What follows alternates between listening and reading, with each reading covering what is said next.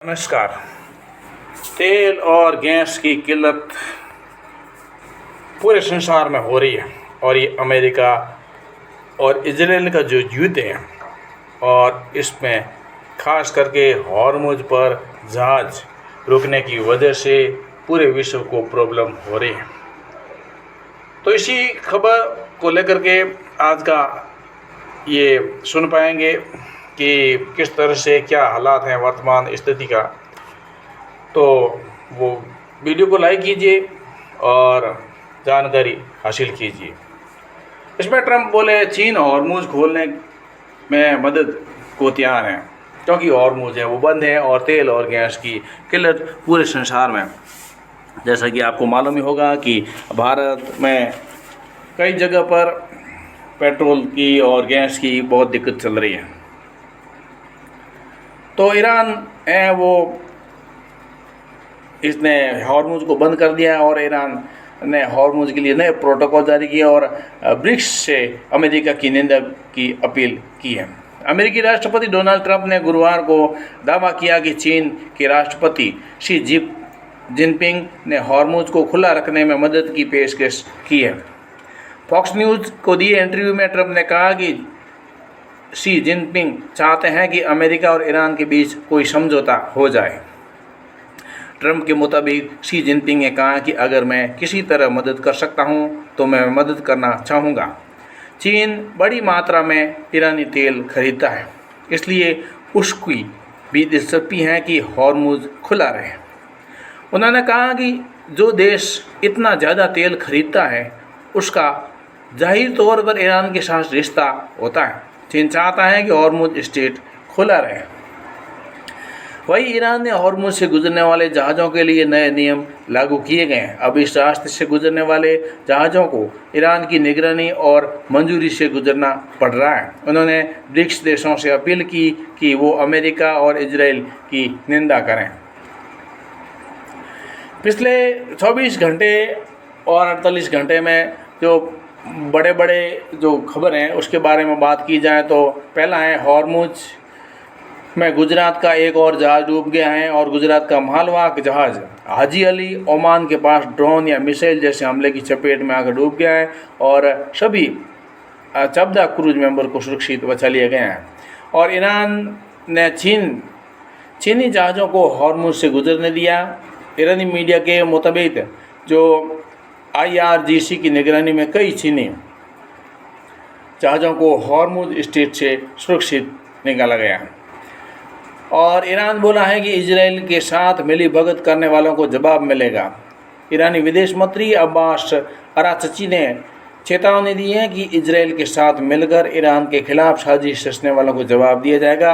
उनका बयान नेतन्याहू के कथित UAE के दौरे के दावे के बाद आया।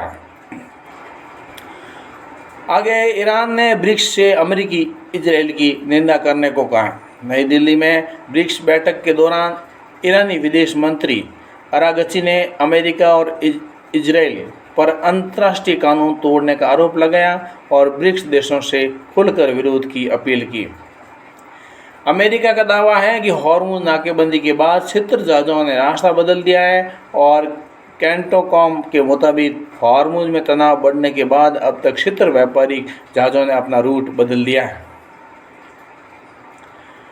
हॉर्मुज़ प्रस्ताव का समर्थन करने वाले देशों को ईरान की चेतावनी भी है और ईरान के मिशन ने कहा है कि अमेरिका हॉर्मुज़ स्ट्रेट पर बहरीन समर्थित प्रस्ताव को मिले समर्थन को देखकर वह जताने की कोशिश कर रहा है कि उसे व्यापक अंतर्राष्ट्रीय समर्थन हासिल है।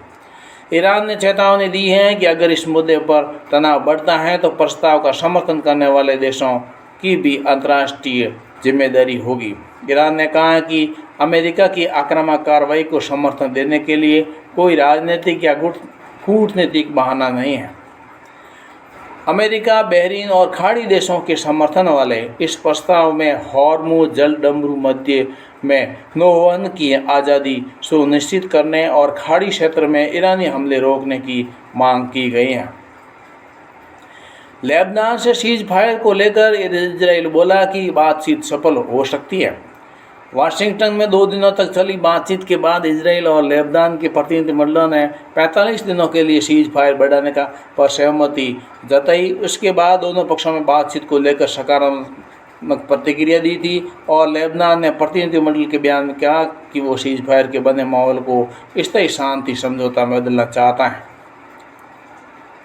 वहीं अमेरिका ने इजराइल के राजदूत जो यचिएल लीटर ने बातचीत स्पष्ट और रचनात्मक बताया और उन्होंने कहा है कि उतराव चढ़ाव बातचीत में आते हैं लेकिन सफलता की संभावना काफ़ी बड़ी है। और साथ ही उन्होंने कहा कि वार्ता के दौरान नागरिकों और सैनिकों की सुरक्षा सबसे अहम होगी।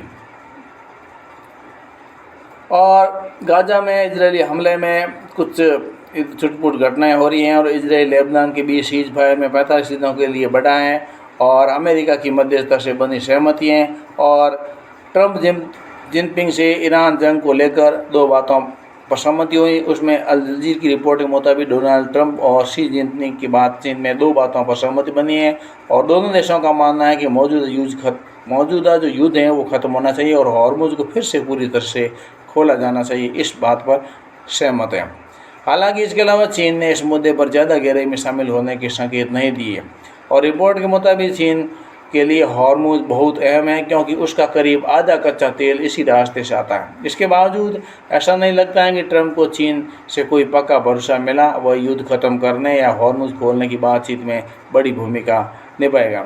जो भी है हॉर्मुज़ खुलना चाहिए क्योंकि पूरे विश्व में इसका तेल संकट और गैस का जो संकट है, तेल गैस ही नहीं है, दूसरा जो है जो कपड़ा बनता है उसका केमिकल है, जो चिपकाने का गम बनता है उसका केमिकल है, बहुत सारे केमिकल है जो कच्चा जो तेल है उसके बाद में जो मलबा बचता है उससे बनता है और ये सब बनने ज़रूरी है क्यों। और अब इसकी बहुत सारी रेट बढ़ गई हैं और रेट बढ़ने से पूरी महंगाई बढ़ी है। उसके साथ में सोना चांदी ये भी वहाँ इससे लिंक है, यानी कि पूरा माहौल इस तरह से बन गया है कि महंगाई और इस युद्ध से महंगाई की मार पूरी दुनिया पर बढ़ रही है।